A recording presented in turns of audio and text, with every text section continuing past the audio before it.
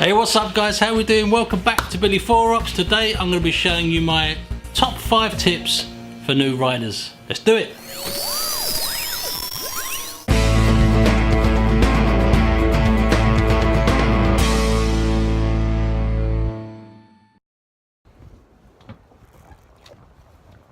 Number 1. Whoa! Okay, tip number 1. Okay, you got bitten by the biking bug. You want to get a motorcycle. You've been checking motorcycles out. You may have been on one or on the back of one. You're going to get some negative remarks about it, okay? You're going to get some scare stories, you know, stuff like, oh, my Uncle Bobby died on a motorcycle, blah, blah, blah. Listen, we're all going to die, right? That is the bottom line, okay? Life is very fleeting. You either embrace it now or you regret it for the rest of your life. You do not want to be the 80-year-old guy that's looking at people riding past on their bikes thinking, ah, geez, you know what, I wish I never let people talk me out of it. Okay, so embrace it, go out there, look at the bikes, just tell these people, look, I'm gonna do it whether you're with me or without me. You know, that's the way it's gonna go. You cannot live your life in fear. All right, that is the secret. Okay, now if they say something to you like, you know, let's gonna say, aren't you afraid of dying? You know, they say stuff like that. You look them back in the eye and you say, aren't you afraid of living? It's as simple as that. You do not want to be the person stuck in the car and the guys are going past on the bike having a great time and you're listening to some dreary music and there's people arguing in the car and you're looking out the window going, oh God, I wish I did it. But the moment has passed, you know. Do it now. Ooh. Number 2. Jesus, it's freezing. Tip number 2. Okay, you've got the bike. Okay, let's say you bought the motorcycle. It's sitting at home in your front garden. You're looking at it. Before you go out on that bike, buy some decent quality gear. Now, I know that sounds a bit preachy, and I'm you know, sounding like your dad or something. But really, I know the temptation to just whack on a pair of jeans and a t-shirt if the weather's lovely and just go out. Even if you're just going around the block, please wear some decent gear. A leather jacket, jeans at the very least.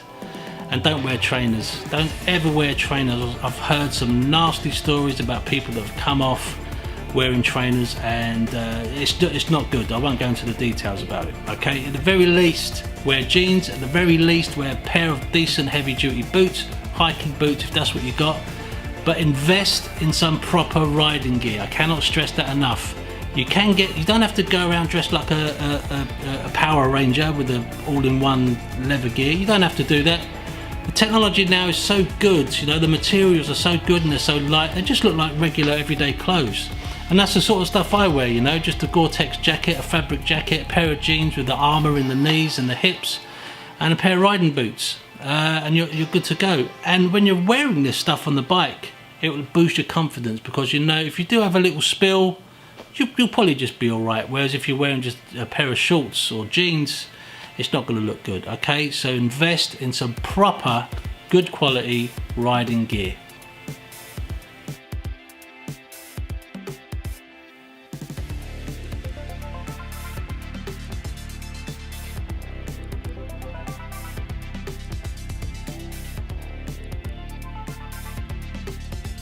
Learn and sharpen your skills on your bike.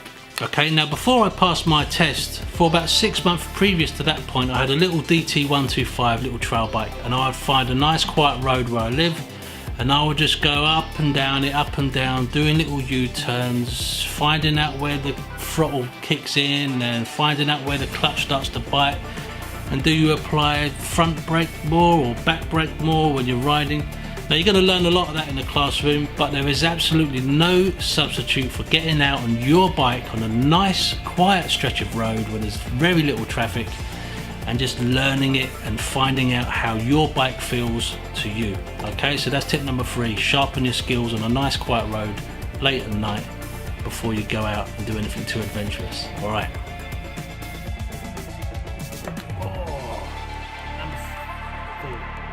Number 4, always ride at your own pace. I cannot stress this enough. So let's grasp the situation. You've got your bike, you've got your gear, you've put in the hours on the road, your confidence is building up. Now there's going to come a time when you're going to ride out with a group of mates. Some of those mates may be a little bit older, they may have a bit more experience on the road, and they may have faster bikes, okay? You're going to come across a situation like that. What you should never ever do if you're riding out with people is try and keep up with the guy out in front who's tearing along doing 80 miles an hour, okay, on his Fireblade, and you're stuck there on your 400cc, you know, feeling a little bit small. Ignore those people, okay? It's your bike and it's also your life, so you have to engage some common sense here, okay?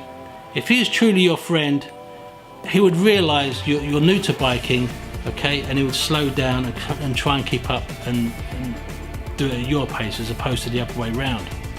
Okay, so that's my tip. If you're going out with a group of mates, I don't want to sound too preachy and sound like your dad, but it is good advice. Always ride at your own pace. It doesn't matter if they're burning off in front of you miles ahead. It doesn't matter. Do it for you. Yeah, that's fine.